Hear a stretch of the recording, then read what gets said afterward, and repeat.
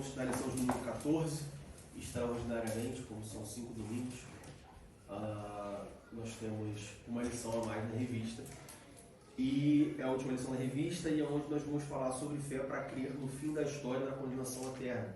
Nós já falamos um pouco sobre a questão da condenação eterna na aula passada, quando nós falamos sobre fim para crer na realidade do sofrimento eterno. E nós falamos um pouco sobre o céu, sobre o inferno, que o inferno é real, que o inferno existe, como que é o inferno e tudo mais. Inclusive, se alguém tiver alguma dúvida, pode falar, não tem problema, a gente pode voltar nesse assunto. Então, hoje, eu queria focar mais especificamente na parte do fim da história. Nós falamos mais especificamente não sobre a questão da condenação, porque eu entendo que nós já falamos sobre isso na aula passada. E aí, por isso que eu digo que se alguém tiver alguma dúvida, quiser fazer alguma pergunta, ou quiser esclarecer alguma coisa, a gente pode voltar ao assunto, sem dúvida. Mas eu queria focar muito mais na parte do ter fé para crer no fim da história. Ter fé para crer que vai existir um fim. Que a nossa existência, ou a existência da existência, ou seja, a existência da Terra, do mundo, do universo, independente da forma como nós vemos as coisas, ou independente da forma de como as pessoas veem as coisas, né? E eu digo, tem pessoas que creem que existe vida fora da Terra, existem pessoas que creem que existiu um universo antes, que vai existir um universo depois, enfim. Independente da linha que a pessoa siga, da crença pessoal de cada um, nós estamos convictos de que assim como houve um início, e aí quando a gente fala para Gênesis capítulo 1, versículo 1, diz que no princípio criou Deus do céu e da terra, ou seja, assim como houve um início, e aí de novo, sem a gente entrar no mérito de como que foi esse início, tem pessoas, nós cristãos, eu diria que talvez na maioria, infelizmente hoje a gente tem que falar que na maioria, a gente não pode dar certeza de tudo, mas pelo menos na maioria nós cremos que Deus criou a terra.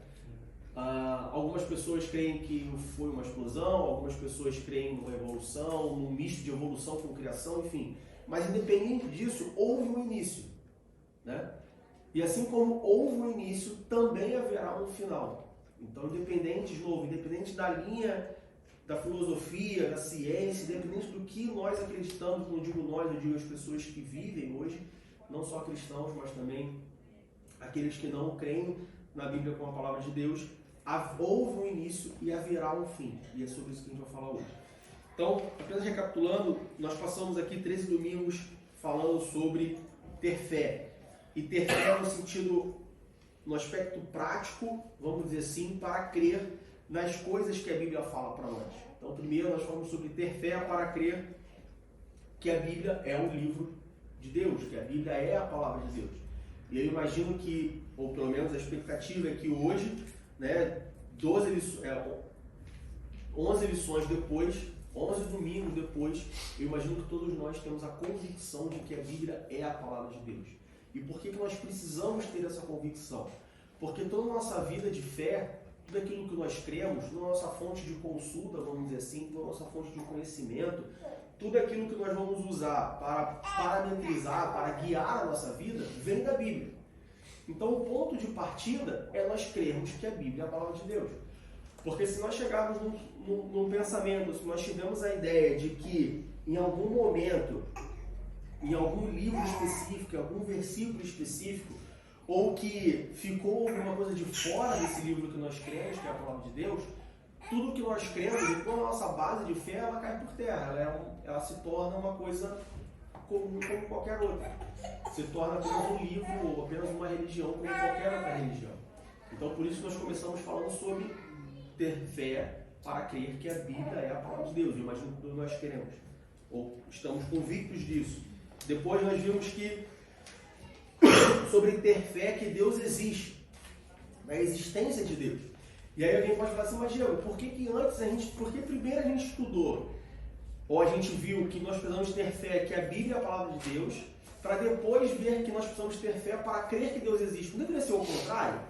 Porque, teoricamente, ou num pensamento mais rápido, se eu tenho fé que a Bíblia é a palavra de Deus, primeiro eu preciso crer que Deus existe, para depois eu ter fé de que a Bíblia é a palavra dele que existiu. Não adianta eu ter fé na Bíblia, que a Bíblia é a palavra de Deus, se eu não tenho fé que Deus existe. Mais ou menos, porque a Bíblia é quem revela o próprio Deus. Sim, Deus também se revela na natureza, Deus também se revela na sua criação. Mas nós só sabemos disso porque a própria Bíblia, ou seja, a própria palavra dele, revela que ele também se revela a nós por outros meios. Então, por isso que primeiro nós precisamos crer que a Bíblia é a palavra de Deus. Depois nós precisamos crer que, depois, pela palavra de Deus, nós cremos que Deus existe. Então, isso fica uma dica quando você for falar com alguma pessoa sobre Deus, quando você for falar alguma coisa sobre a Bíblia, quando alguém te perguntar alguma coisa, a primeira pergunta que você tem que fazer, ou retornar para essa pessoa é: você crê na Bíblia como a palavra de Deus? Ou você crê na Bíblia como um livro diferente? Tem pessoas que elas relutam, e aí é até natural a gente pensar assim. Se você pensar numa pessoa que ela não acredita na existência de Deus, provavelmente ela não vai acreditar que a Bíblia é a palavra de Deus, por conta do que eu já acabei de falar. Mas se essa pessoa entende que a Bíblia é um livro diferente, isso já te abre uma porta, isso já te abre uma brecha. Então a primeira coisa que você tem que fazer quando você for conversar com uma pessoa que não é cristã, uma pessoa que não tem uma fé em Deus, que não crê em nada disso, seja um ateu ou seja um agnóstico, alguma coisa assim, a primeira coisa é: você crê que a Bíblia é um livro diferente? Ou você está aberto a crer ou a aprender ou a ouvir o que a Bíblia tem a dizer? Porque tudo que nós vamos falar, ou tudo que nós deveríamos falar, deve ser baseado na Bíblia. Por isso que a gente fala sobre estudar a Bíblia, por isso que nós falamos sobre ler a Bíblia, por isso que nós falamos sobre meditar na Bíblia. Porque seja dentro da igreja ou fora da igreja, tudo que nós falamos, ou deveríamos falar, tudo que nós pregamos ou deveríamos pregar, tudo que nós mencionamos ou deveríamos mencionar, deve ter como origem a Bíblia. Então a gente não pode falar nada, a gente não pode tentar convencer uma pessoa, e aí convencer, claro, é um termo não é um termo apropriado, porque a própria palavra de Deus nos diz que quem convence do pecado, da justiça e do juízo é o Espírito Santo. Então nós não convencemos ninguém, mas no sentido amplo da palavra, toda a nossa tentativa de convencimento de alguém, de qualquer coisa relacionada a Deus, relacionada à vida cristã, ela deve vir da Bíblia. Então, por isso, nós precisamos ter fé de que a Bíblia ela é a palavra de Deus. De que a Bíblia não é um livro diferente, que a Bíblia não é um livro que contém falhas. Sim, contém coisas, vamos dizer assim, estranhas. Contém, porque é um livro que foi escrito há muitos anos atrás, é um livro que passou por várias traduções, e isso naturalmente se perde. Mas ali, a Bíblia não é um livro ou a Bíblia não contém mais falhas, por exemplo, ou a gente não tem provas para desacreditar na Bíblia, mais do que a gente tem, por exemplo, de escritos de filósofos antigos gregos que viveram muito antes de Jesus Cristo. O nosso irmão Luiz deu uma aula, se não me engano, foi a aula 14, 13, a aula 12, quando falou da ressurreição, e ele mencionou uma coisa que é muito interessante, porque nós cremos, ou nós, o mundo, crê em Sócrates, mas não tem nada falando me prova que Sócrates existiu, me prova que Jesus existiu, me prova que Deus existiu, me prova que Sócrates existiu. E aí eu acho muito, quando eu faço quando eu tenho esse pensamento, eu lembro muito daquela escolinha do professor Raimundo, que tinha um dos alunos dos personagens lá, que ele falava assim: me dá uma foto, comprovante de inscrição de não sei de onde com assinatura. Não tem, de muitos personagens do mundo, né, da história geral, nós não temos. Então a história ela é passada propriamente por você falar, e você vai, claro, você tem elementos que te comprovam isso, mas uma comprovação científica nós não temos de muitas coisas. Então nós falamos sobre ter fé de que a Bíblia é o livro de Deus, de que Deus existe. Nós falamos sobre fé e conhecimento científico. Nós vimos que, ao contrário do que se foi pregado há muito tempo, não pregado, mas ensinado há muito tempo nas igrejas, fé religião e ciência, elas não devem ser antagônicas. A fé cristã e a ciência, o conhecimento científico, não deve ser ou um ou outro. Não. Os dois podem conviver juntos. O que não pode é nós querermos provar a Bíblia pela ciência. Isso a gente não pode fazer, até mesmo porque a gente não vai conseguir fazer isso. E a partir do momento que nós tentamos provar a Bíblia pela ciência, nós vamos acabar desacreditando da Bíblia. Porque a Bíblia tem muitas coisas, a vida cristã ela tem muitas coisas que é baseada pela fé, e fé não se prova. A fé se experimenta. Você não vai no mercado e você compra 2 quilos de fé. Você não chega com uma pessoa e mostra para essa pessoa 2 unidades de fé. Fé se experimenta. Fé você tem e você experimenta. Você não se prova, você não se vende, você não se compra. Não é tangível, vamos dizer assim. Falamos também na lição 6 sobre... Na lição 5 nós falamos sobre a origem da vida. Na lição 6 nós falamos sobre fé para crer na natureza humana e na natureza divina de Jesus, ou seja, nós vimos na Bíblia que Jesus ele era homem, mas ele também era Deus. E aí isso pode ser algo que para muitas pessoas tem uma certa dificuldade de entender, e nós falamos sobre isso já algumas vezes aqui, que muitas das vezes nós temos dificuldade de entender porque nós não temos parâmetros de comparação. E aí eu dei o exemplo da parede. Se eu perguntar para vocês que cor é essa parede, eu tenho certeza absoluta que todos vocês vão falar que é amarelo, ou algum tom de amarelo. Ou pelo menos ninguém vai chegar e falar, nossa, a parede é azul. Por que essa parede todo mundo tem certeza que é amarela? Porque nós temos base de comparação. A gente pega essa parede com uma outra cor, a gente pega essa parede, por exemplo, com a parede do fundo, e a gente vê que elas são diferentes, porque nós temos uma base de comparação.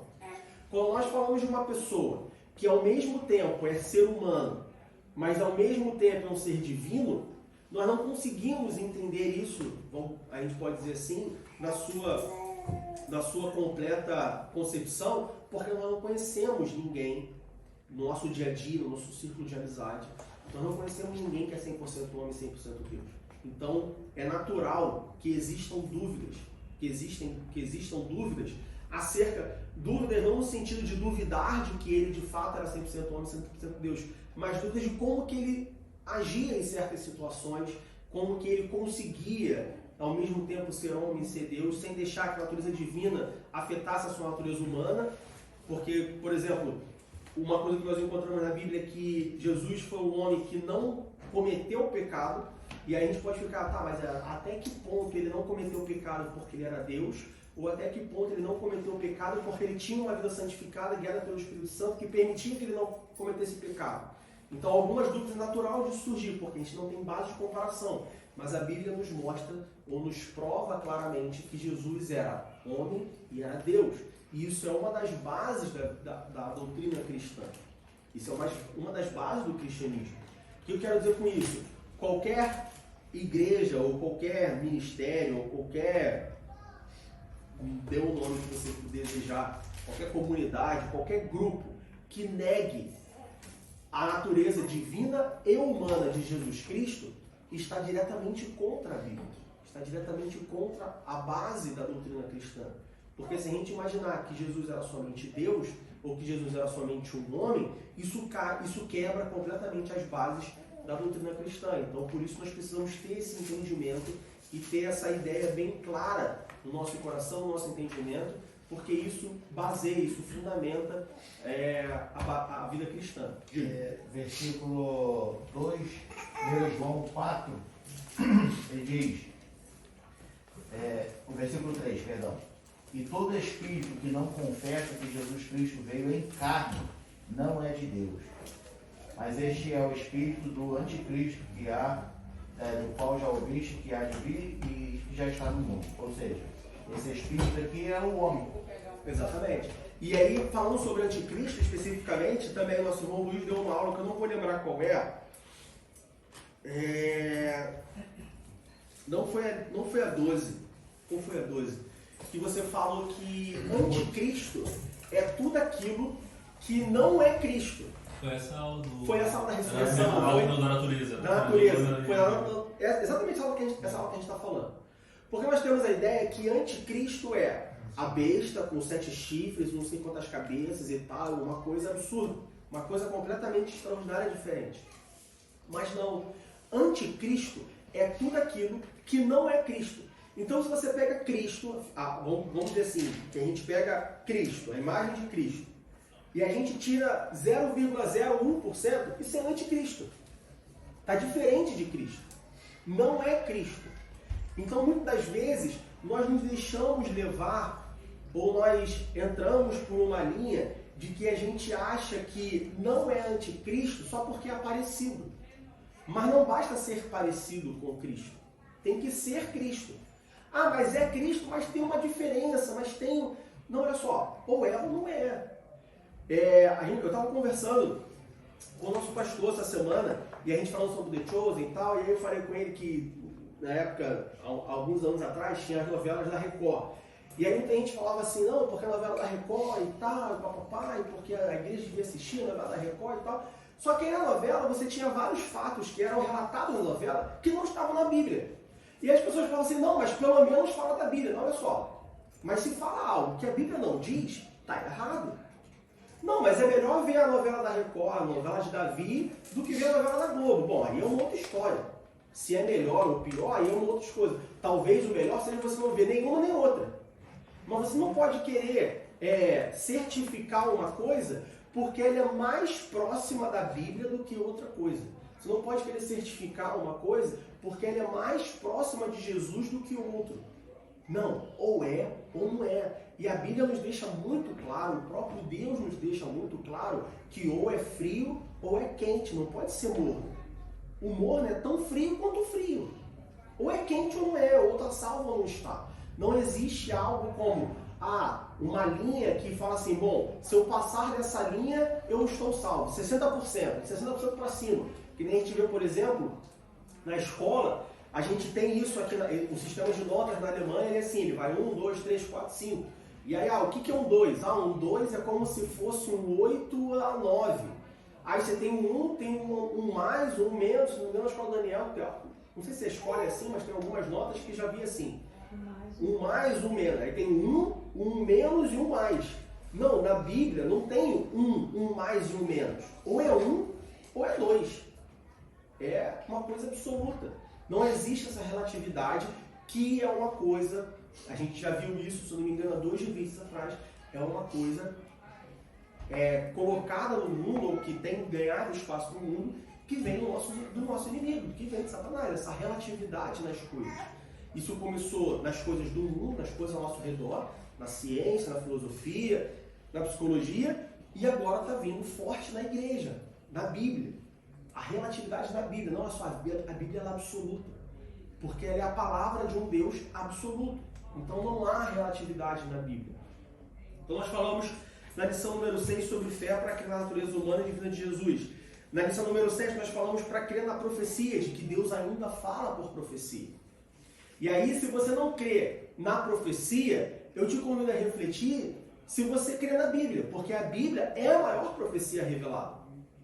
A Bíblia também é uma profecia, só que escrita pelo próprio Deus. Então nós temos que ter fé para crer nas profecias. Sim, Deus ainda fala. O que nós precisamos entender é que o ministério profético do Novo Testamento é diferente do ministério profético do Antigo Testamento. Então no Antigo Testamento existia uma pessoa, existia um profeta, que nós vemos no Antigo Testamento, na própria palavra de Deus, é que existia um profeta, e esse profeta era o responsável por entregar uma mensagem ao povo. Hoje, nós, como templo do Espírito Santo, não precisamos ou não deveríamos estar dependentes de um profeta específico, embora muitos estejam. Talvez esse seja o motivo pelo qual a igreja tem, não vou dizer fracassado porque é a igreja de Cristo, mas porque a igreja tem enfraquecido em muitos aspectos.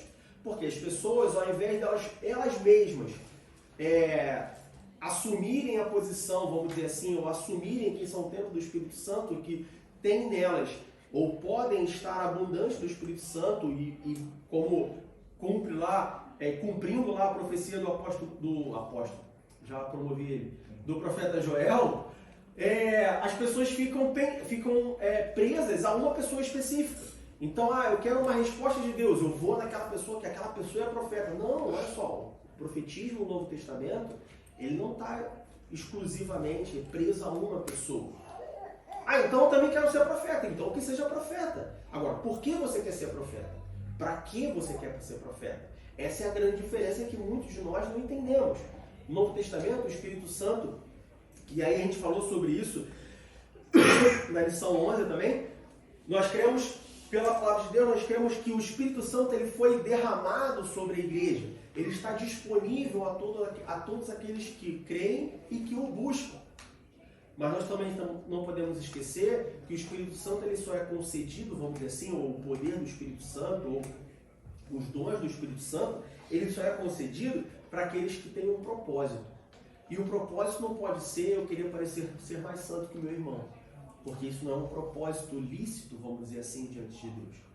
Então nós vimos na lição de número 7 sobre ter fé para crer que Deus ainda fala por meio da profecia. Lembre-se, o Deus não mudou. Quem mudou foi as pessoas que se relacionam com Deus. Deus, ele é imutável. Deus, ele não muda. Ah, mas ele sempre existiu. Ah, mas durante todo esse tempo Deus nunca mudou. Deus nunca teve nada de mudança. Não, Deus não mudou. Ah, mas e quando Deus lá destrói o mundo, lá quando era um dilúvio, e aí diz que Deus se arrependeu, então Deus mudou? Não, você está pensando no arrependimento com a cabeça humana. De novo, efeito de comparação. Quando você lê arrependimento ali, talvez você esteja lendo arrependimento e entendendo no arrependimento que você tem quando você, sei lá, você compra um sapato e aí 2 dias depois o mesmo sapato está com 50% de desconto. Você fala, poxa, me arrependi, não devia ter comprado no sábado, devia ter comprado na terça, porque eu pagava mais barato. Isso é arrependimento, mas não é um arrependimento que Deus sente quando destruiu o mundo lá. Então Deus, ele não muda. Então se Deus não muda, e para quem gosta, né, de matemática, a gente vê que numa equação nós temos as variáveis. Se nós temos 2 elementos numa equação e uma delas é constante, a outra automaticamente ela tem que ser variável. O que eu quero dizer com isso? Numa relação entre o homem e Deus, tá? Nós temos 2 elementos, o homem e Deus. Se um desses elementos é constante, que é Deus, e a relação não é a mesma constantemente, sempre, isso automaticamente significa que o outro elemento é variável. Ou seja, no nosso relacionamento com Deus, e aí quando eu digo nosso, eu digo nosso pessoal, o meu relacionamento com Deus, o seu relacionamento com Deus, eu digo nosso, igreja, essa igreja, esse templo, de forma física, a igreja com I minúsculo, e o relacionamento dessa igreja com Deus, o relacionamento da igreja de Deus, com I maiúsculo, ao longo dos anos. Se essa relação muda, é porque nós mudamos. Deus, ele jamais muda, Deus é imutável, Deus é constante. Então fomos nós que mudamos. Então, Deus ainda fala por profecia, não é que ele ainda fala, ele sempre falou. Nós é que paramos de ouvir em algum momento. Mas ele sempre falou, ele sempre agiu do mesmo jeito. Então por que em Êxodo Deus abriu o Mar Vermelho e aqui ele não abre o Rio Esprit? Bom, quem mudou fomos nós. Eles faziam de um jeito, talvez nós estamos fazendo de outro jeito. Por que há 30, 40 anos atrás Deus fazia isso, fazia aquilo, experimentava isso e aquilo na igreja e hoje não faz mais? Bom, quem mudou fomos nós. Então, e aí é muito interessante quando a gente puxa essa perspectiva para o nosso lado, porque a gente fala assim, e aí, né, você pode falar assim, bom, mas no Brasil, quando eu era criança, eu era de uma igreja que acontecia isso e não sei o que, papapá. Legal, interessante. Hoje eu estou aqui em Berlim e não acontece mais. Por quê? Bom, quem mudou foi você. Você saiu do Brasil e veio para cá. Se a coisa acontecesse porque você buscava, ou você parou de buscar como você buscava, ou você parou de acreditar como você acreditava. Porque foi você que mudou. O Deus é o mesmo. Então nós vimos sobre ter fé para crer que Deus fala por meio da profecia. Não que ele ainda fala, ele sempre falou por meio da profecia. Na lição número 8, nós vimos sobre fé para crer que Deus não criou o mal. Uma pergunta que acontece muito, principalmente no meio dos jovens. Pessoas dizem, por que o mal acontece? Essa semana nós tivemos um terremoto, não sei se foi semana passada, que teve um terremoto em Taiwan, 7,5 na escala, né?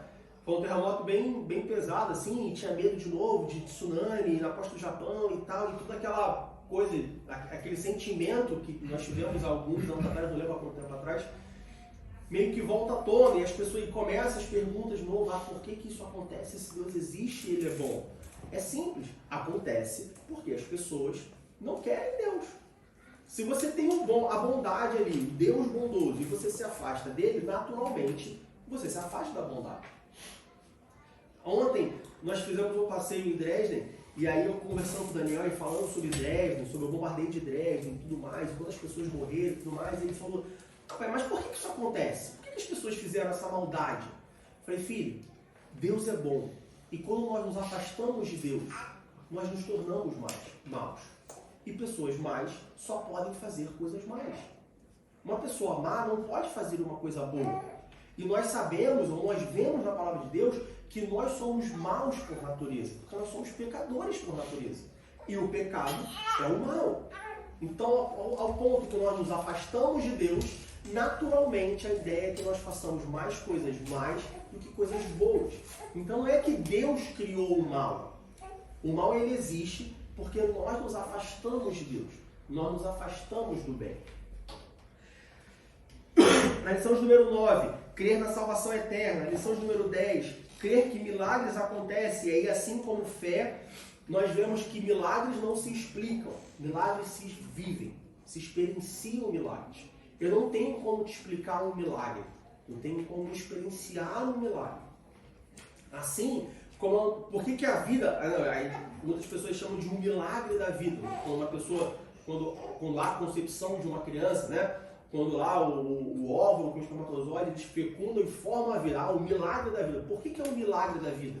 Porque por mais que cientificamente você possa explicar como se dá a concepção da vida, ninguém consegue explicar a vida 100%. Por isso que é um milagre. Porque você não explica. Você só vivencia, você só experimenta.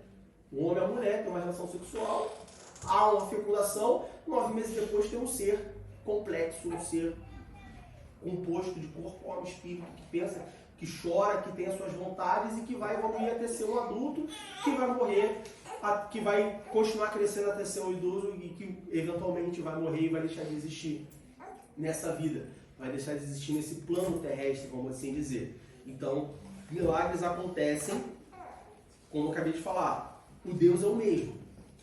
Então, a capacidade de fazer algo é o mesmo.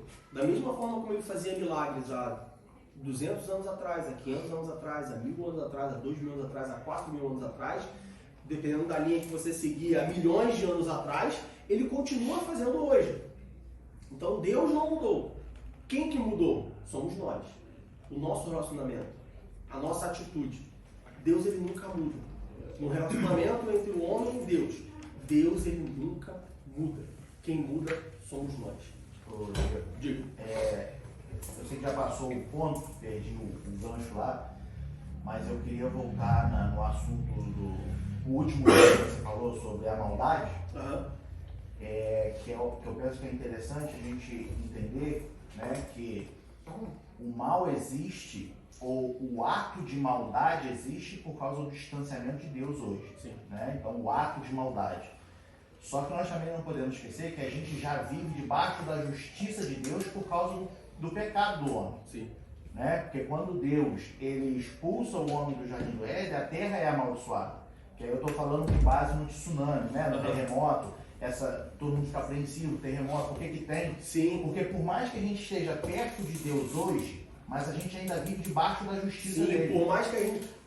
teve um assalto. É um mal. Foi um ato que o homem cometeu porque ele é mal. O tsunami. Então quer dizer que a terra é má? Não é que a terra é má. É que a própria palavra de Deus diz que a terra geme até hoje por conta do pecado. O pecado, ele afetou muita gente. É impressionante como muito crente velho, crente de 70 anos de igreja, acha que a consequência do pecado para o homem é trabalhar até morrer, e aí, né, reforma da Previdência, agora vou me aposentar só com 75, não sei quantos anos mais é. Não, tem que trabalhar até os 75, culpa do pecado, culpa de Adão. E a mulher é ter dor para ter filho, é o parto, né? A gente acha que a consequência do pecado foi só essa, mas não. Toda a criação de Deus foi afetada pelo pecado. Toda. Então o tsunami pode ser resultado, um tsunami, um terremoto, ou seja lá, uma catástrofe. Pode ser resultado direto da ação do homem mal? Pode. Por exemplo, lá no Brasil, se não me engano, acho que uns 3 anos atrás, talvez 5 anos atrás, teve a tragédia de Brumadinho. Por que teve aquela tragédia? Consequência da ação má do homem. Levantaram uma barragem, aí todo efeito no rio e tal, não sei o quê, teve o que teve. Aí foi consequência direta da ação do homem. Mas efeitos, catástrofes naturais também acontecem, vamos dizer assim, de certa forma, efeito da maldade do homem, mas do pecado original lá de Adão, lá no Jardim do Éden. Então a gente vê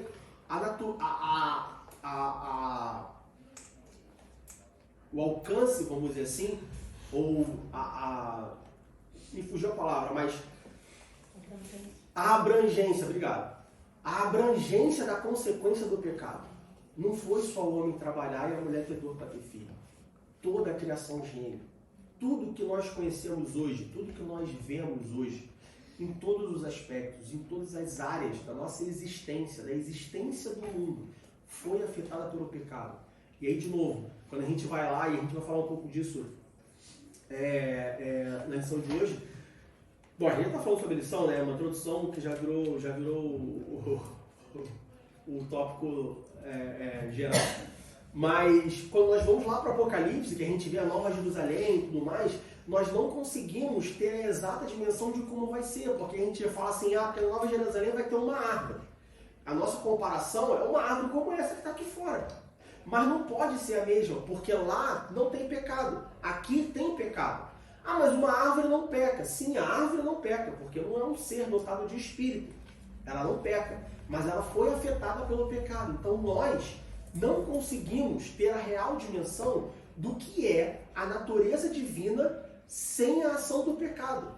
O que nos traz medo e alegria. Medo porque a gente pensa, caramba, então como assim tudo é afetado pelo pecado? Então quer dizer que os alimentos que eu como, o arroz que eu cozinho foi afetado pelo pecado? Vamos dizer assim, de maneira geral, sim, foi afetado pelo pecado. E nos traz alegria porque, poxa, se o que nós conhecemos hoje foi afetado ou está afetado pelo pecado, imagina aquilo que não é afetado pelo pecado. Se eu vou hoje para um parque, se eu vou hoje para uma praia, se eu olho hoje para um céu estrelado, eu falo, caramba, que Deus maravilhoso que criou todas essas coisas, como é perfeita a criação de Deus, ainda que ela esteja manchada pelo pecado, imagina a perfeita criação de Deus, perfeita propriamente dita, sem ação do pecado. A gente não consegue imaginar, porque a gente não conhece, a gente nunca viu, a gente só ouve falar, a gente só lê nas escrituras, mas ela existe.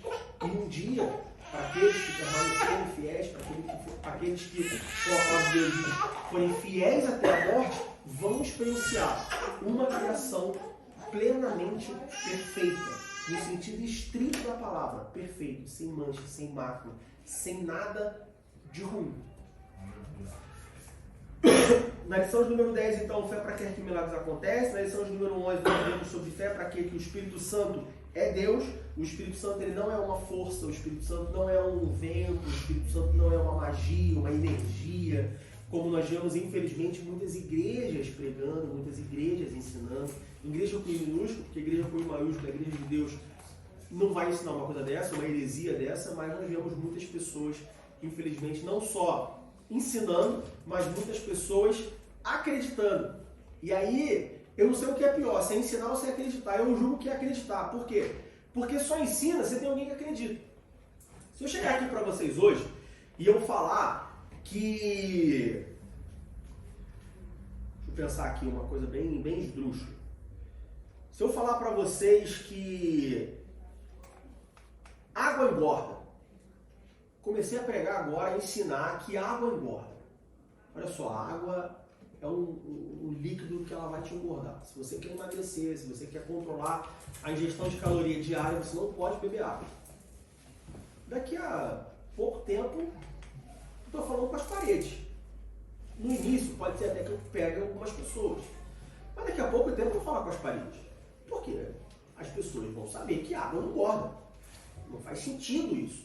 Isso é um erro que eu estou falando. E aí, eventualmente, eu vou falar sozinho e, eventualmente, isso vai parar de ser... Eu vou parar de ensinar isso porque eu não consegui êxito no meu objetivo, na minha proposta. Então, por que eu digo que as pessoas que ouvem é pior do que as pessoas que ensinam as heresias dentro da igreja? Porque só ensina a gente porque tem gente que ouve. A teologia da prosperidade só cresce porque as pessoas querem isso. As meninices no meio da igreja, por conta de dons espirituais de rodar, de pular, de dar cambalhota, de cair, só existe porque tem pessoas que acreditam, porque tem pessoas que buscam isso, porque tem pessoas que aprovam isso. Então, às vezes a gente olha para a liderança das igrejas, para a liderança de maneira geral, fala assim, porque aquela igreja é isso, porque o pastor ensina isso, porque não sei quem fala isso, porque tá errado, não sei o quê. Tá, mas tá errado. Ele faz porque tem gente que vai lá. Porque se as pessoas lerem a palavra de Deus, se as pessoas fizerem como os crentes em Bereia, que o apóstolo Paulo pregava, e quando o apóstolo Paulo terminava de pregar, eles pegavam o texto, eles pegavam as escrituras e eles confrontavam as escrituras, a pregação. E eles meditavam naquilo, eles oravam e buscavam se aquilo de fato era aquilo mesmo. Se nós fizéssemos isso, nós não teríamos, com certeza, o tanto de profetada que a gente tem, o tanto de ensinamento errado que a gente tem, o tanto de igreja completamente longe da Bíblia que nós temos. Mas, de novo, é muito mais fácil nós culparmos o pastor que ensina do que nós reconhecemos que nós que não buscamos. E isso não é uma coisa nova, isso é uma coisa que vem desde o Jardim do Éden. A serpente fala com Eva, convence Eva. Eva convence Adão. Aí chega Deus e fala assim, o que vocês fizeram? Qual é a primeira reação do homem? Foi a mulher que me deu. Não foi ela. Não fui eu que comi, foi ela que me deu. Entende? Aí Deus vai e vira para Eva e Eva fala o quê? Foi a serpente. Não fui eu que comi, foi a serpente. Mas um não obrigou ao outro. Um não obrigou ao outro. Assim, eu tenho quase certeza, não vou falar que eu tenho certeza, mas eu tenho quase certeza que Eva, que é a serpente, né? Vamos imaginar a serpente, não sei qual era o tipo de serpente, ele só fala serpente. Mas vamos imaginar que seja uma cobra-pitão. Eu tenho quase certeza que a serpente não enrolou no corpo de Eva com as mãos, né? Porque a Bíblia fala que uma das consequências fala passar a rastejar. Então a serpente tinha pata antes, ela não rastejava sobre o seu ventre. Ela não usou uma das suas patas para abrir a boca de Eva e com a outra pata enfiava o fruto na boca da Eva. Assim como eu também não acredito que Eva amarrou, né? Sei lá, deu um dorminídeo para Adão, deu um antiolítico para Adão. E aí Adão caiu no sono profundo e Eva foi lá e bum, botou o fruto na boca de Adão. Eu acredito que não tenha sido assim. Mas qual é a nossa tendência natural por conta do pecado? Ó, é ele que ensina. Tá, é ele que ensina, mas é você que ouve. Ah, porque eu ouvi... Tá, se você desligar a televisão, você não ouve. Se você desligar a internet, você não lê. Se você fechar o livro, você não lê. Então, a gente tem que criar ou parar de ter essa atitude, que é uma atitude pecaminosa, de sempre culpar o próximo pelos nossos pecados. A Bíblia é bem clara quando ela diz que nós pecamos porque nós queremos. Ninguém nos força a pecar. Nós pecamos porque nós queremos, nós pecamos porque é bom, nós pecamos porque nos traz, de certa forma, algum prazer, ou nos traz, de certa forma, alguma coisa boa, vamos dizer assim, entre aspas, nos traz e por isso nós pecamos. Mas ninguém coloca uma arma na cabeça e fala, peca agora. Satanás está bramando como um leão ao nosso derredor, mas ele não vai lá e fala, não, peca agora porque eu quero que você peque. Não, isso não acontece.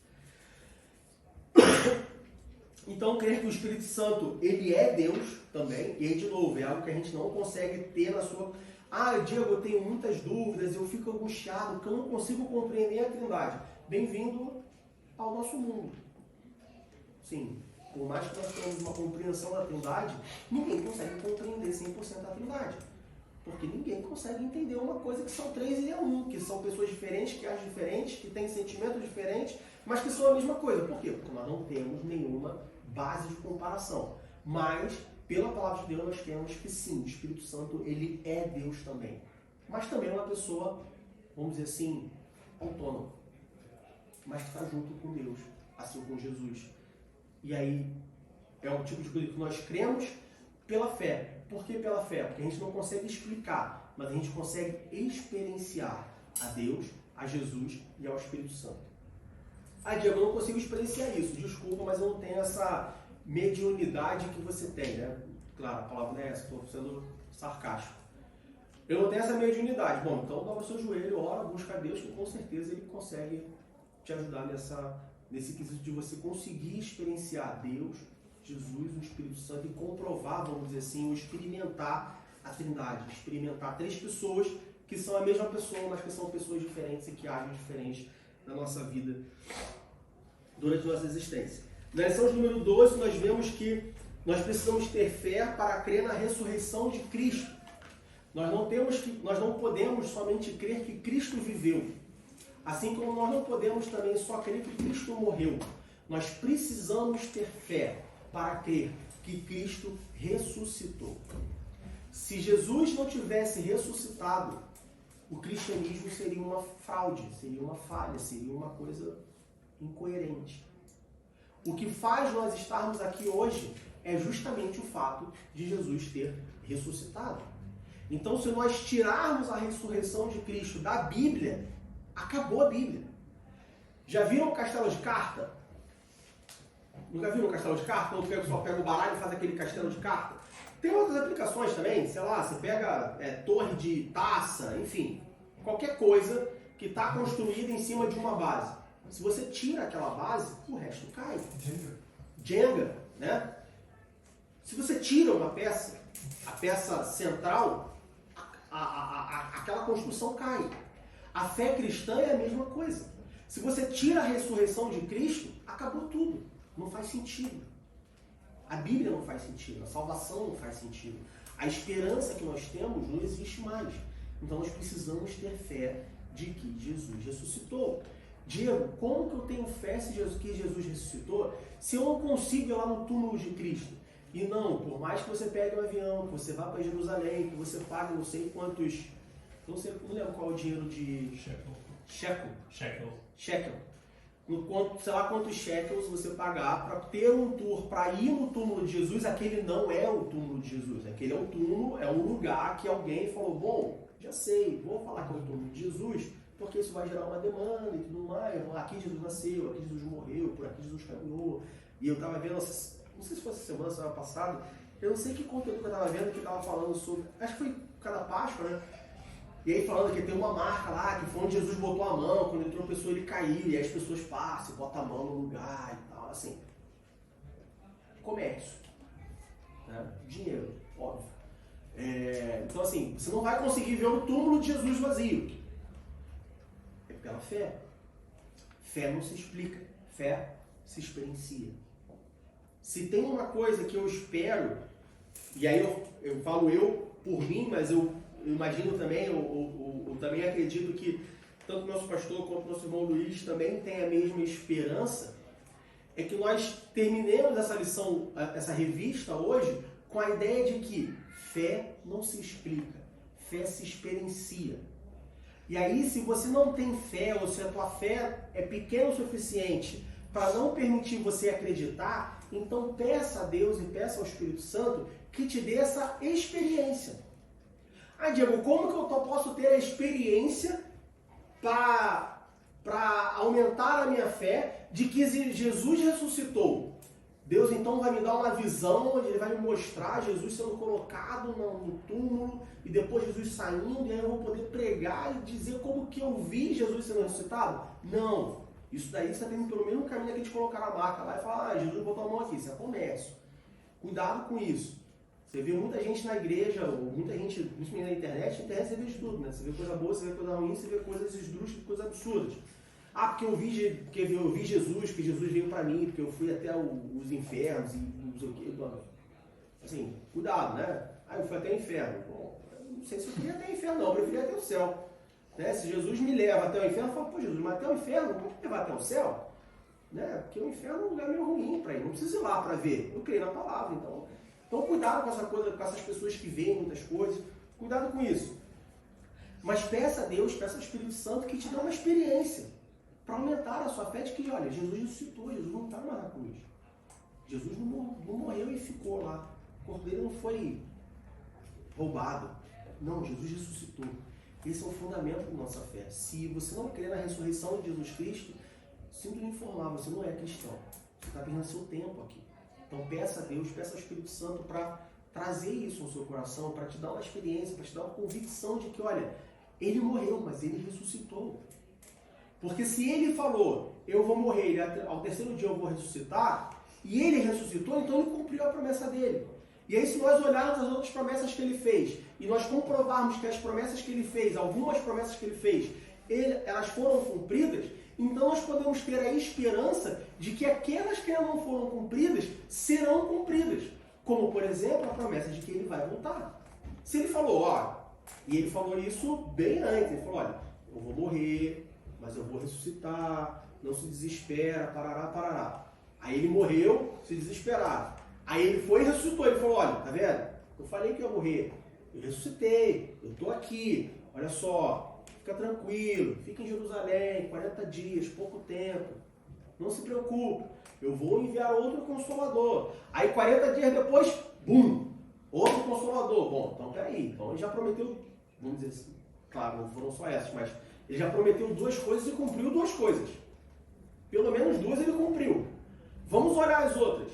E ele está falando que um dia ele vai voltar para buscar. Bom, se ele prometeu 3 e cumpriu 2, ele tem mais de 60% de assertividade. Para quem gosta de matemática, para quem gosta de probabilidade, de estatística, é um número bem seguro. Muitas pessoas apostam dinheiro, apostam suas vidas em probabilidades muito menores. Então, assim, até mesmo do ponto de vista matemático, acho que vale a pena você crer que Jesus ele vai voltar para te buscar. Ou para buscar aqueles que permanecerem fiéis até o fim. Então, talvez, até mesmo do ponto de vista matemático, tirando a religião da história, tirando a fé da história, do ponto de vista científico, talvez valha a pena você repensar a sua vida e realmente viver uma vida piedosa, viver uma vida próxima de Deus, porque eu diria que as chances são bem altas.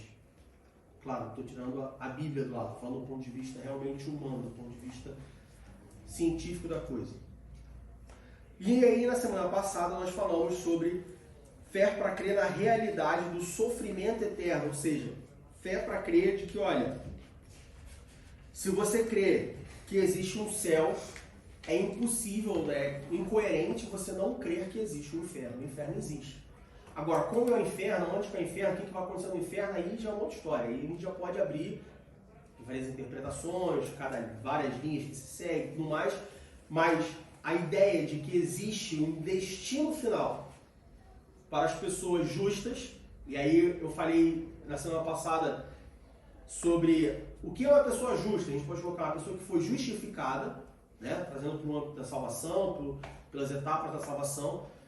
Existe um destino final para os justos e existe um destino final para os injustos. Não existe um destino, ou pelo menos a Bíblia não me mostra. Se você conseguiu enxergar isso na Bíblia, por favor, você é mais que bem-vindo de tentar de mostrar isso para nós, mas eu não conheço ou não consegui ver na Bíblia um destino para as pessoas meio justas, meio injustas. Eu não consegui ver isso. Na Bíblia eu só consigo ver, ou pelo que eu aprendi, pelo que eu já li, pelo que eu já estudei, pelo que eu já busquei, eu só consigo ver um destino final. Um para os justos e um para os injustos. Não tem no meio do caminho, não tem uma terceira via, como a gente vê na política, né? 2022, que foi a última eleição, estava muito famoso esse termo, terceira via. Não, sou Bolsonaro nem Lula, sou uma terceira via. Não, não existe terceira via. Na Bíblia não existe. Na Bíblia é verdade e falso. Não tem meio termo, não tem relatividade. A Bíblia é absoluta. E aí esse é o tipo de coisa que tem caído, que tem conflitado muito com o mundo no dia de hoje, porque o mundo hoje não é mais absoluto, né? As coisas que há anos atrás eram absolutas, hoje não é mais absoluto. Hoje tudo depende, hoje tudo é relativo, hoje tudo, não, vamos ver, talvez sim, talvez não, tem que ver, tem que estudar. Mas a Bíblia não, a Bíblia é absoluta, porque a Bíblia é a palavra de Deus, e Deus é absoluto. Então, sobre o destino final, existe um destino final para os justos e existe um destino final para os injustos. Ah, mas eu acho que isso é injustiça. Bom, mas aí é um achismo teu, me desculpe, me perdoe pelo peso da palavra, mas aí é a sua opinião. Se você acha que deveria haver um lugar intermediário, se você acha que deveria haver um terceiro lugar, um terceiro destino, se você acha que deveria ter uma repescagem, não, só não tem repescagem. É rebaixamento ou promoção. Não tem. É céu ou inferno. A Bíblia nos mostra isso, nós vimos isso na semana passada. E aí nós chegamos na lição de hoje, de número 14, que tem por título Fé para crer no fim da história e na condenação eterna. E aí eu queria pedir aos irmãos que abrissem suas Bíblias em Apocalipse, capítulo 1. A introdução mais longa da história. Apocalipse capítulo 1, nós vamos ler do versículo 1 ao versículo 7.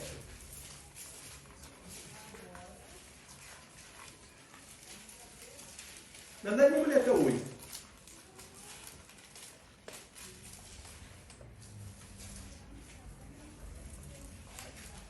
Apocalipse capítulo 1,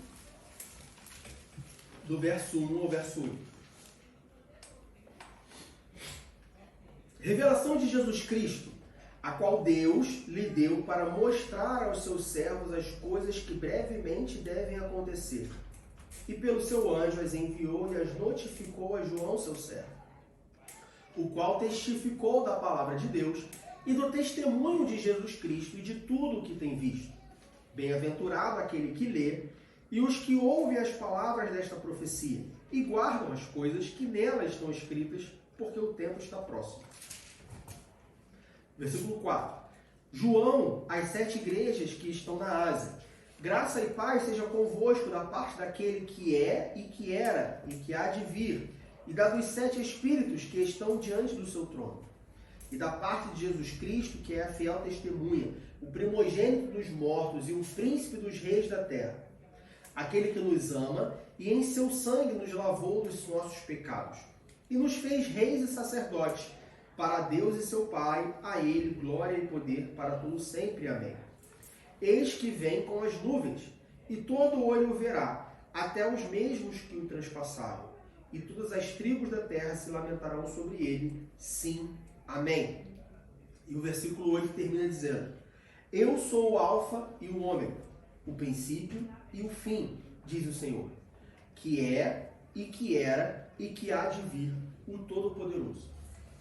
Quando nós lemos o livro de Apocalipse, não só o livro de Apocalipse, nós encontramos isso em outros lugares da Bíblia, em outras passagens da Bíblia, mas principalmente no livro de Apocalipse, no capítulo 1, nós encontramos bem claro de que existe um fim. No versículo 8, o próprio Jesus Cristo, ele é bem direto, ele é bem claro, ele é bem explícito, que ele fala: olha, eu sou o Alfa e o Ômega. Por que Alfa e Ômega? Alfabeto grego. Eu sou o princípio e o fim. Eu sou o primeiro e o último. Eu sou o que é, presente, o que era, passado, e o que há de vir, futuro. Isso nos mostra não só a... Eu não sei se essa vai ser a palavra correta, mas a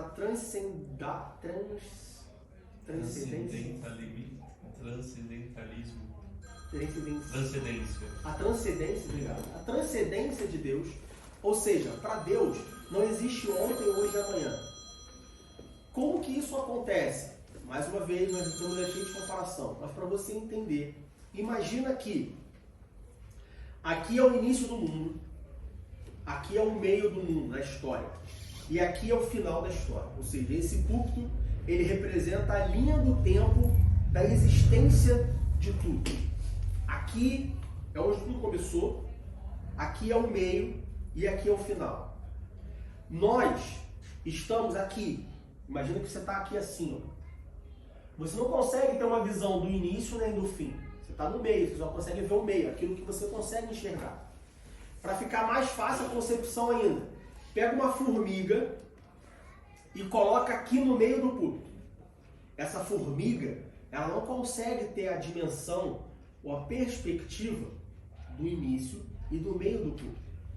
Deus, ele está aqui em cima. Ele vê o púlpito numa olhada só, ele vê o início, o meio e o fim. Então, para Deus, não existe início, meio e fim, porque ele é o início, ele é o meio, ele é o fim. Ele estava no início, ele estava no meio, ele estava no fim. Deus, quando ele olha, ele não vê a Terra, só a Terra. Mas ele também não olha só o sistema solar. Mas ele também não olha só o universo. Mas, Diego, a ciência diz que o universo está em plena expansão. A ciência diz que o universo ele é infinito. A ciência diz que o universo é infinito porque ela não consegue ver além do infinito. Para uma formiga, o púlpito é infinito. Entendem a comparação?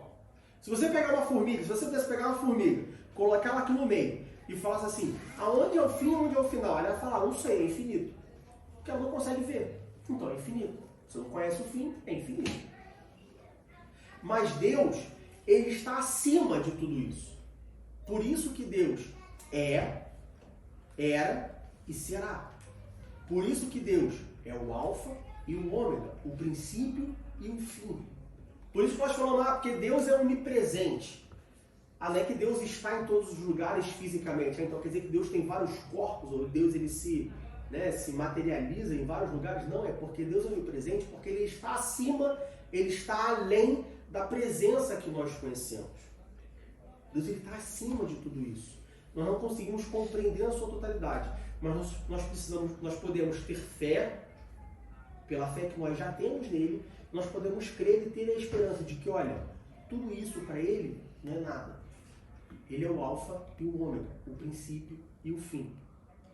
E isso é importante para nós, porque a partir daí nós entendemos que, bom, se Ele é o princípio e o fim, então é porque existe um princípio e existe um fim.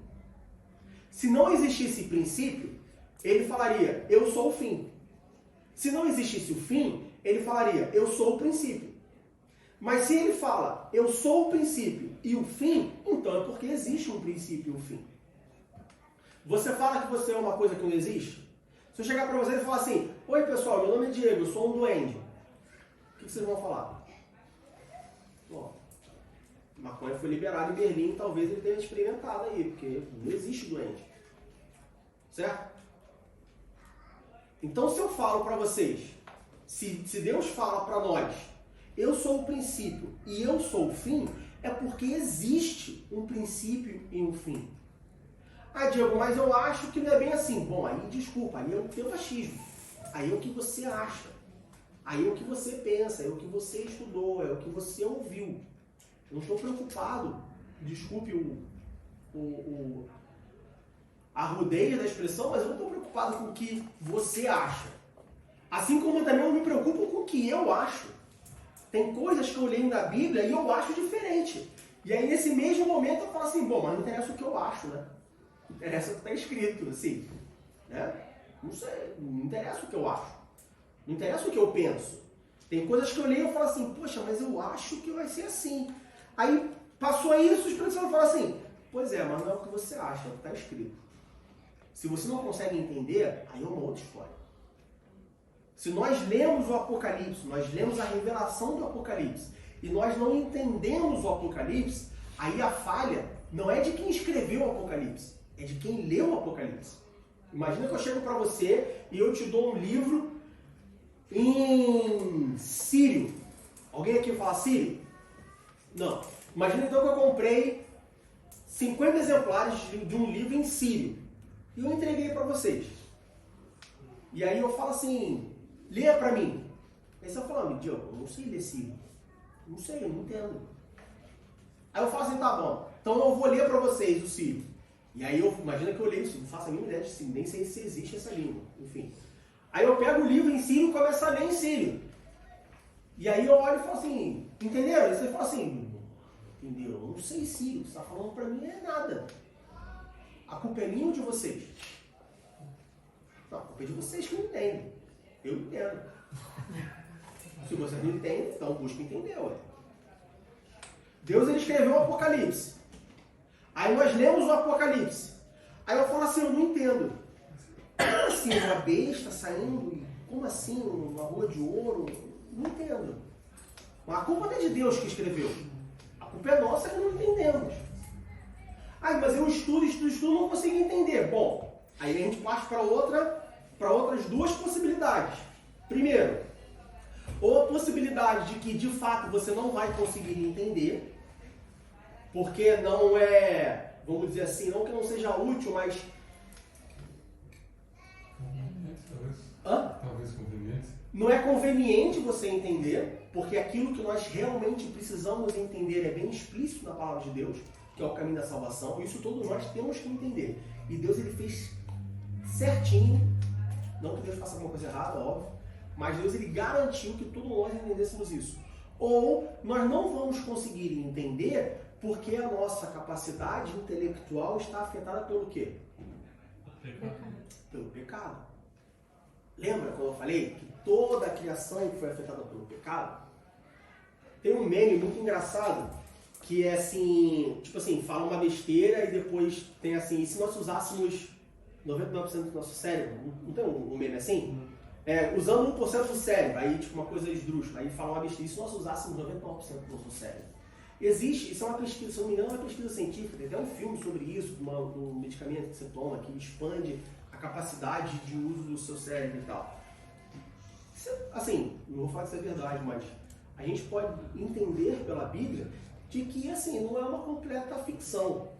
De fato, eu, pessoalmente, e a Bíblia me dá respaldo para pensar isso, nós não usamos 100% da capacidade do nosso cérebro por causa do pecado. A nossa cognição, o nosso intelecto, ele foi afetado pelo pecado.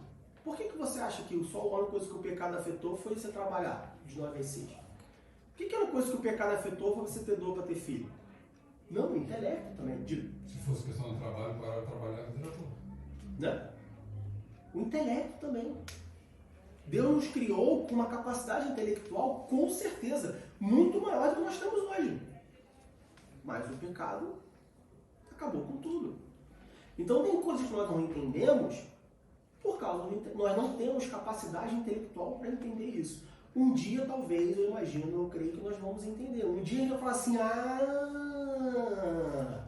era isso. Poxa, Jesus, dava para ter facilitado as coisas.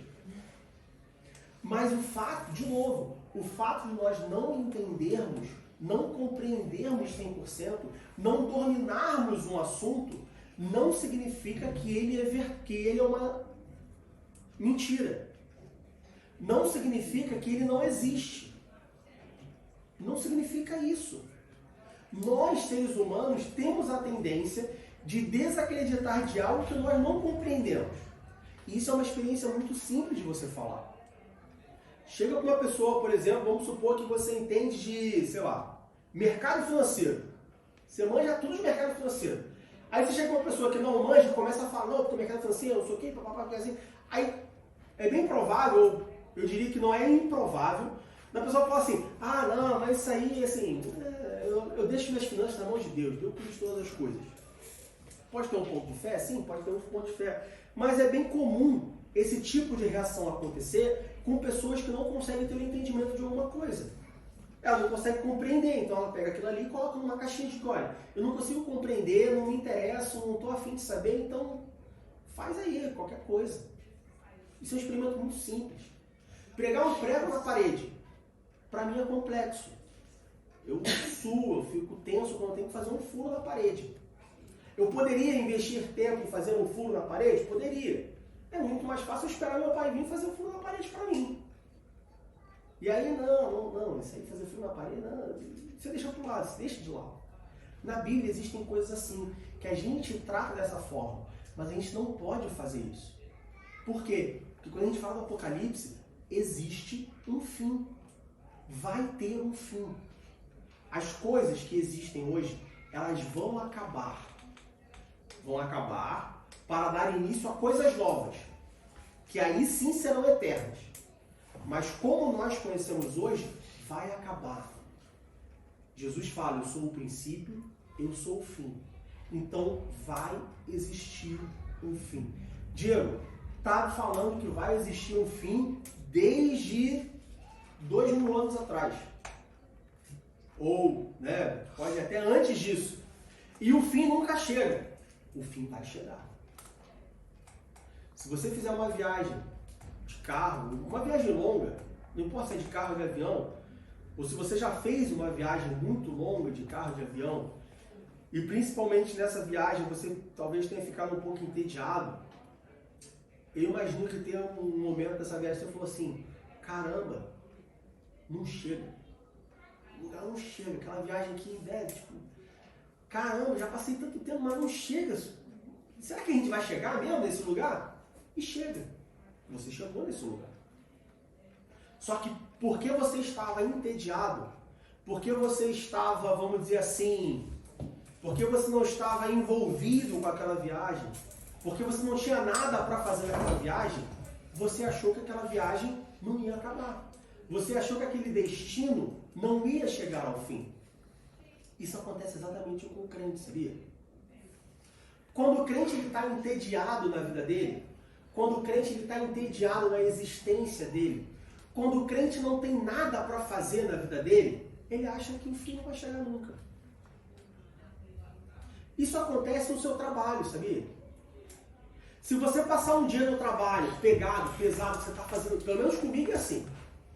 Começa o teu dia, reunião aqui, não sei o que, tem que fazer, e vai lá. Quando tu olha e fala, caramba, 5 horas da tarde eu não fiz nada. O tempo passou e eu não fiz nada. Agora, o dia que tu vai pro trabalho naquele, né, no modo...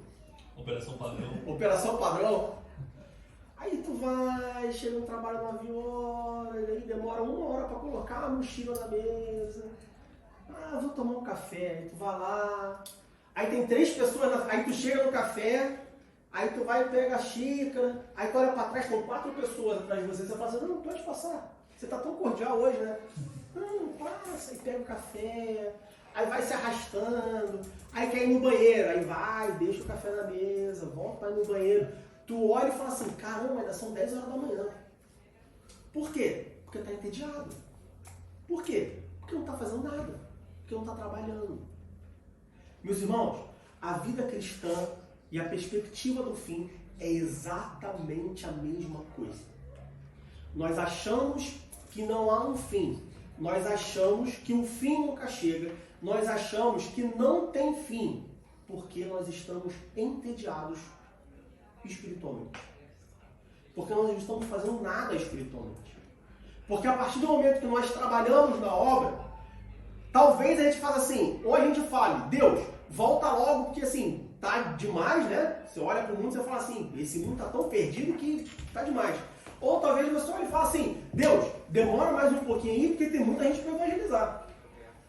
Demora um pouquinho aí, porque as coisas estão tão feias que parece que vai voltar a qualquer momento.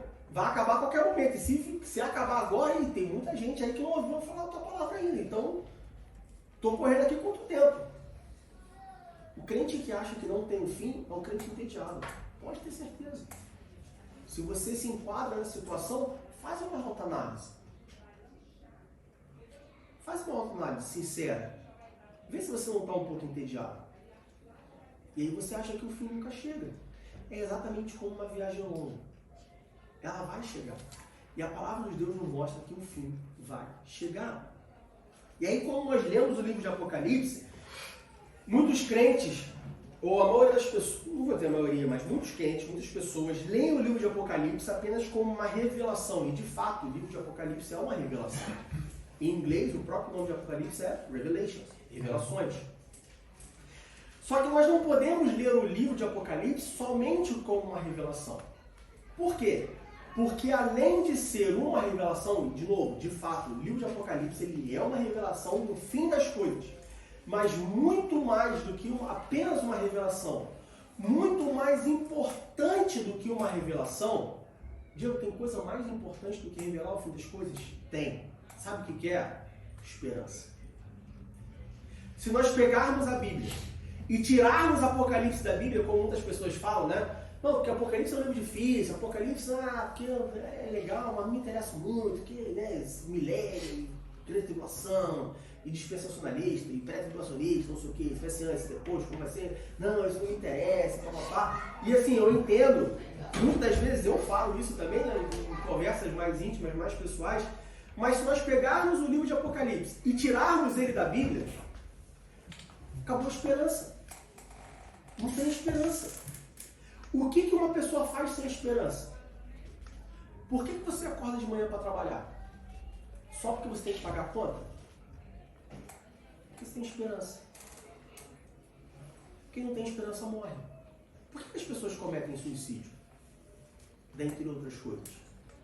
Porque acabou a esperança. Por que você um dia casou? Por que você um dia teve filho? Por que você um dia buscou estudar? Por que você um dia trabalhou? Por que você veio para a igreja hoje de manhã? Você tem esperança de alguma coisa. A gente pode discutir, a gente pode trabalhar sobre o que você tem esperança, sobre aonde você tem esperança, sobre em quem você tem esperança. Talvez você veio para a igreja porque você tem esperança, beleza. Mas você tem esperança no pastor, você tem esperança no irmão, você tem esperança na irmã. Uma esperança errada, mas você tem esperança. Ou talvez você tenha vindo para a igreja de manhã porque você tem uma esperança em Deus, em Jesus Cristo, no Espírito Santo, que é uma esperança boa. Mas o fato de você ter acordado de manhã e vindo para cá é porque você tem esperança. Se nós pegarmos o livro do Apocalipse e tirarmos da Bíblia, falta esperança. Não tem mais esperança. E o que acontece quando nós não temos mais esperança? Nós morremos. Nós tiramos a nossa própria vida. Então, olhar para o livro de Apocalipse somente como uma revelação do fim, você está tirando a esperança que ele nos traz. Sem esperança, nós somos crentes mortos. Nós estamos cometendo, vamos dizer assim, um suicídio espiritual. Se é que isso existe, se é que isso é possível. O livro do Apocalipse ele nos traz uma esperança. E que esperança que o livro do Apocalipse nos traz? Bom, quando nós olhamos para a Bíblia, de Gênesis a Apocalipse, nós entendemos e fica bem claro de que existe um Deus Todo-Poderoso. Esse Deus Todo-Poderoso, ele não só age com justiça, ou ele não só age com justiça, mas ele é a própria justiça. Ou seja, ele só pode agir com justiça porque ele é a justiça. Existe um Deus Todo-Poderoso, justo. E a justiça divina desse ser, desse Deus, dessa pessoa toda poderosa, dessa pessoa que é a própria justiça, essa justiça divina, ela se baseia não em dar aquilo que as pessoas julgadas merecem, mas sim aquilo que as pessoas julgadas escolhem receber. Diego, eu nunca vi isso e eu estou achando que você está indo por um caminho muito perigoso. Quer dizer, então, que eu recebo de Deus não aquilo que eu mereço, mas aquilo que eu escolho? Sim. Nós recebemos de Deus não o que eu mereço, mas o que eu escolho. Todo dia eu faço uma escolha. E Deus me dá, pela sua justiça, aquilo, o que Ele me dá pela sua justiça é baseado na escolha que eu faço. Quer ver um exemplo? Se nós recebêssemos de Deus o que nós merecemos, o que a gente receberia? Morte. Porque a palavra de Deus diz que o salário do pecado é a morte. A consequência do pecado é a morte. O homem foi criado por Deus. Adão e Eva viviam ou viveriam eternamente no jardim do Éden. Eles pecaram. O que aconteceu com eles? Morreram. Morreram fisicamente, mas principalmente morreram espiritualmente. Porque a primeira coisa que aconteceu, não a primeira, porque a primeira coisa foi o julgamento, a sentença, mas ato contínuo, o que aconteceu? Olha só, eles não podem ficar aqui.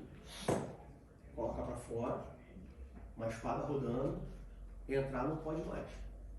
Comunhão com ele, acabou. Preciso agora separar.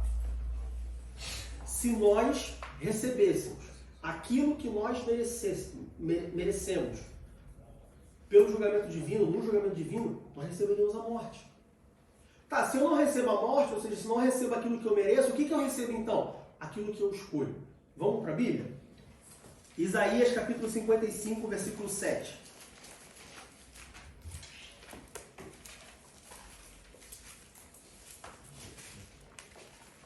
Isaías 55, 7.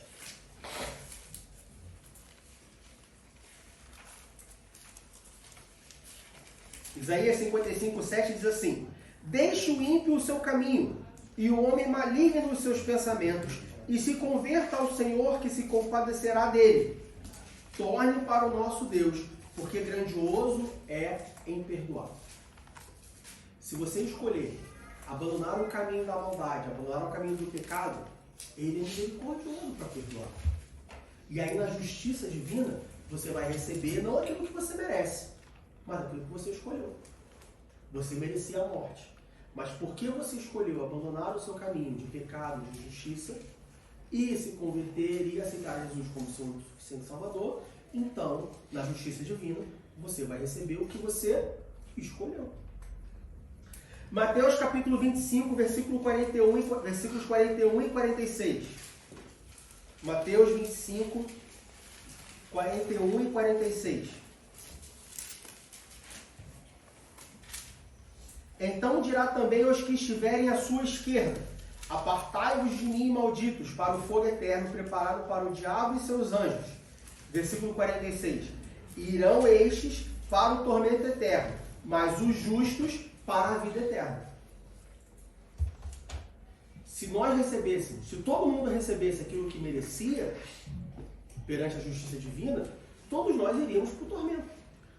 Todos nós iríamos para o inferno. Mas no versículo 46 diz: irão estes para o tormento, mas os justos, ou seja, há uma oposição. Então você tem injustos e justos.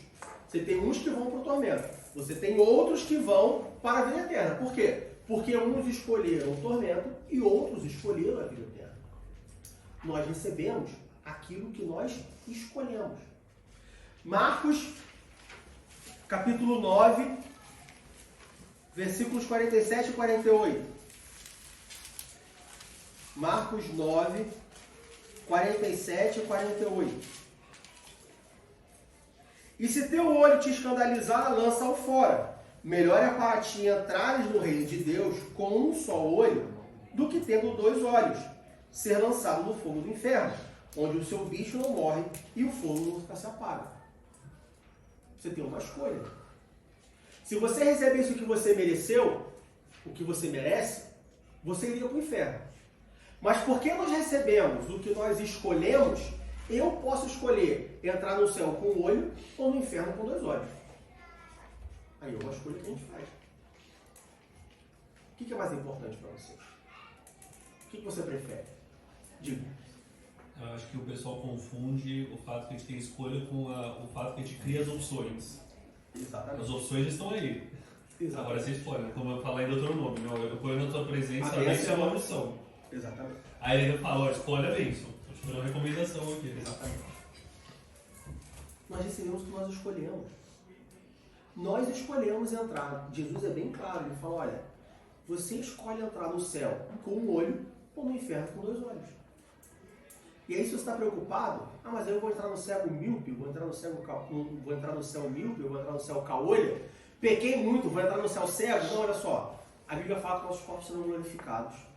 Então eu imagino que, né, você pode entrar sem olho, sem boca, sem orelha, sem nada, que você só precisa entrar com o coração, né, com o coração entregue. O resto vai ser tudo glorificado. E fica tranquilo que lá, né, vai ser outra coisa. É melhor você entrar com um olho e depois ser glorificado e receber o outro olho de volta, do que você ir para o inferno com 2 olhos e aí acabou, é o fim. Romanos capítulo 14, versículo 10.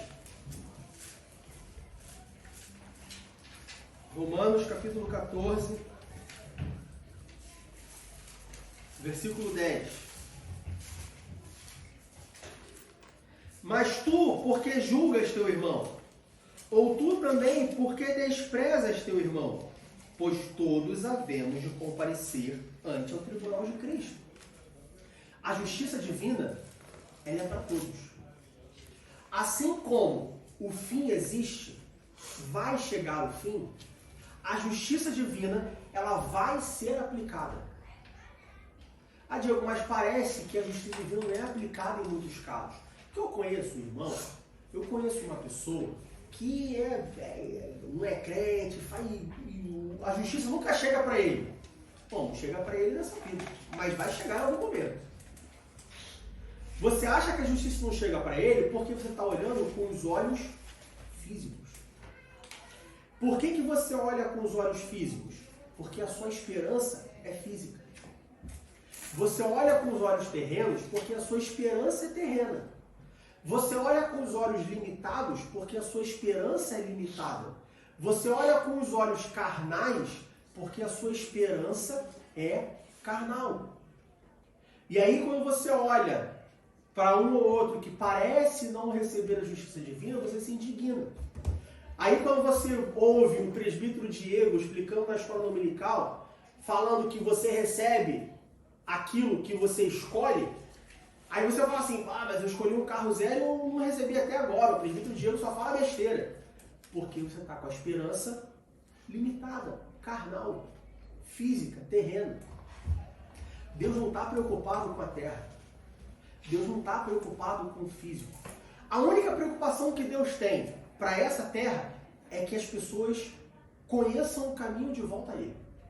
É a única preocupação dele. Passou disso, está nem aí. Não está preocupado. Porque, de novo, 80 anos, 90, 100, 120, se você for assim, a pessoa é iluminada. Não é nada diante da eternidade. Lembra no início, ou no meio da aula, que eu falei que Deus ele é o princípio e Ele é o fim? Para uma pessoa que é o princípio e é o fim, 80 anos não é nada. Não ter uma doença significa nada. De uma forma bem popular, vamos dizer assim, não esdrúxula, mas bem rude, a gente poderia dizer que para um crente fiel, uma doença para Deus, em relação ao crente fiel, uma doença é até bom do que mal. Explico. É melhor você morrer com 40 salvo do que viver até os 90 e se desviar. Então, às vezes, você está pedindo assim, Deus me cura, Deus cura meu pai, cura minha mãe, cura meu filho, Deus ressuscita, e Deus está assim, não, deixa ele morrer. Porque assim, ele está salvo. Se ele morrer agora, ele vai ficar eternamente comigo. Se ele viver mais 40, 50, 30, 20, às vezes viver mais um ano, ele pode se desviar nesse um ano. E ele vai passar a eternidade longe de mim. Olha o rei Ezequias. Não era melhor ter vivido 15 anos a menos? Era muito melhor ter 15 anos a menos. Mas ele quis ter 15 anos a mais. O que são 15 anos a mais? O Brasil ganhou a Copa do Mundo tem 22 anos. 15 anos a mais, nem ver o Brasil campeão de novo. Para quem gosta de futebol, nem ia ver um outro título da seleção. 15 anos. Viu o reino inteiro ser destruído. Precisava? Não precisava. Porque Deus é eterno. Só que nós não conseguimos ter essa capacidade de enxergar a eternidade. E sim, nós não vamos conseguir porque nós não temos efeito de comparação. Nós nunca vivemos a eternidade, nós não conhecemos ninguém que é eterno. Mas a palavra de Deus diz para nós não nos preocuparmos com isso. Então não se preocupe com o terreno, se preocupe com o que é eterno. Não se preocupa com o início já aconteceu. Se preocupa com o fim, porque o fim vai acontecer. 2 Coríntios capítulo 5, versículo 12. 2 Coríntios capítulo 5, versículo 12. O apóstolo Paulo diz, 2 Coríntios 5:10, perdão. 2 Coríntios capítulo 5, versículo 10, o apóstolo Paulo diz, porque todos devemos comparecer ante o tribunal de Cristo, para que cada um receba segundo o que tiver feito, por meio do corpo, ou bem ou mal.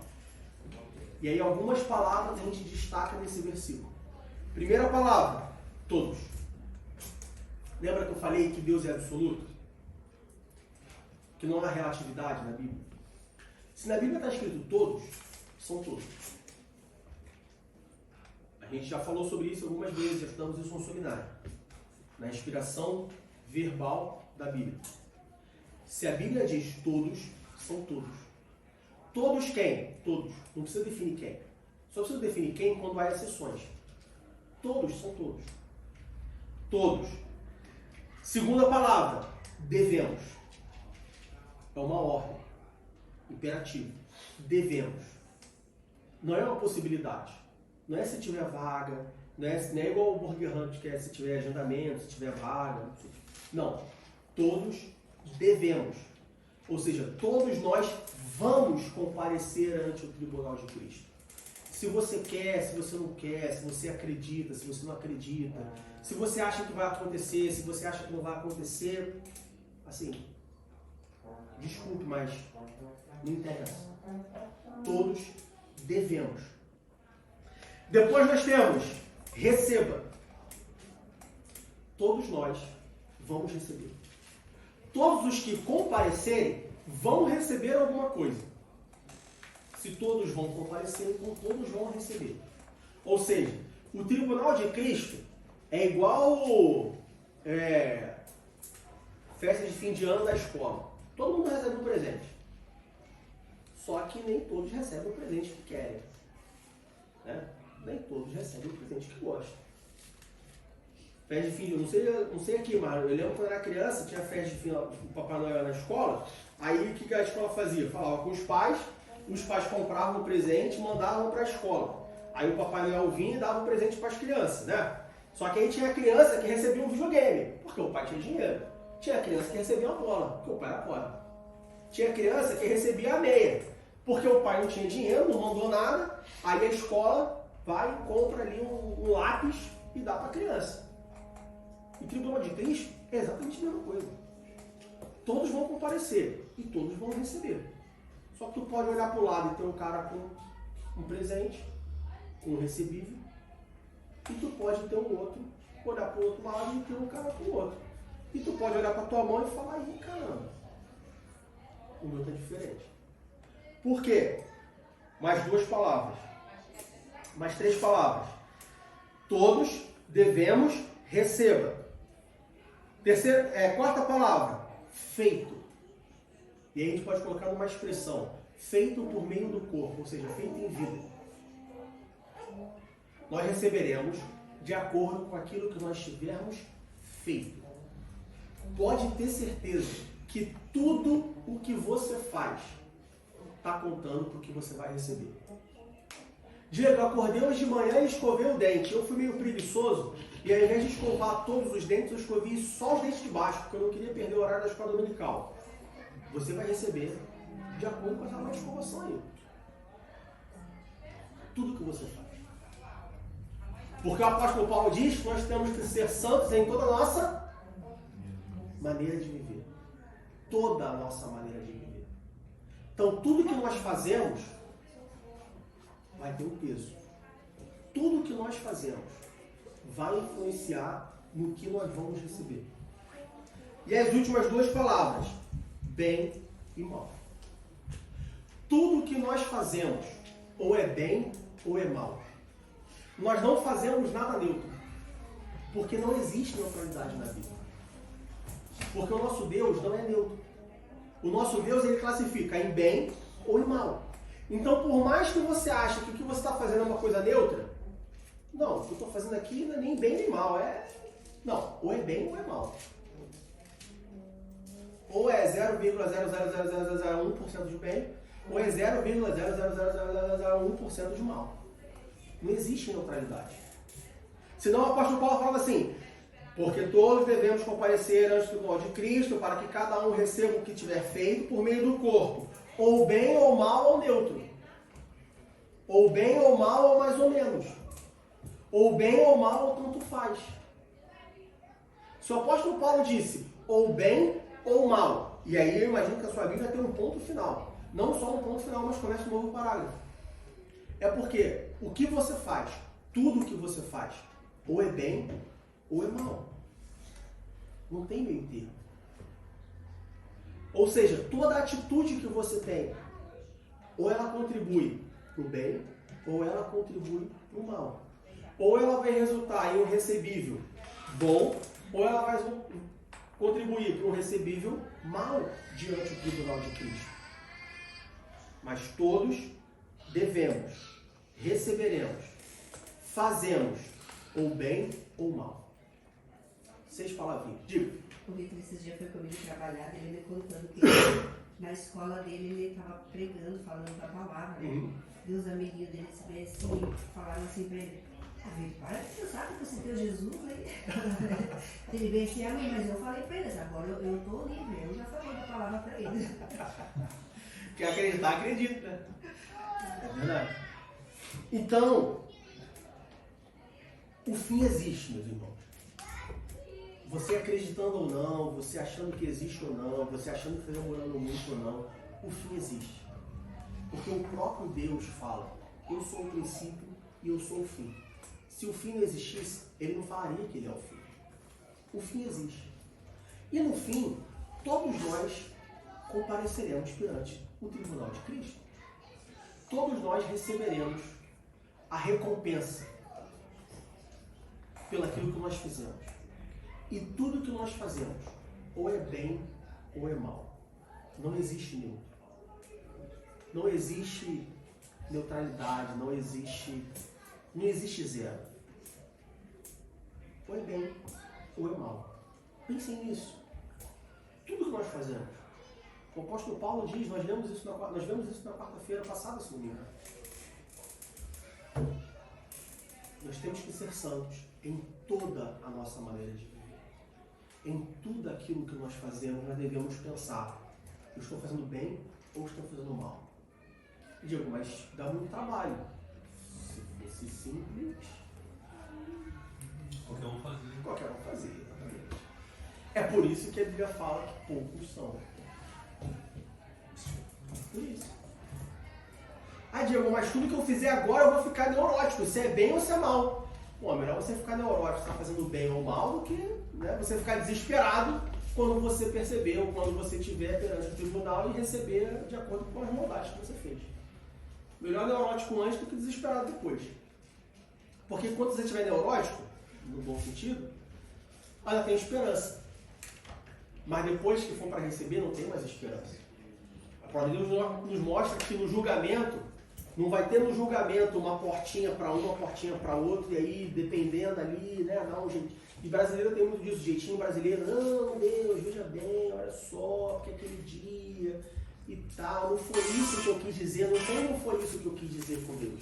Ele conhece os corações. Então, naquele dia, não tem outra opção. O destino já está traçado. É por isso que lá em Hebreus, a palavra de Deus diz que ao homem resta viver uma vez.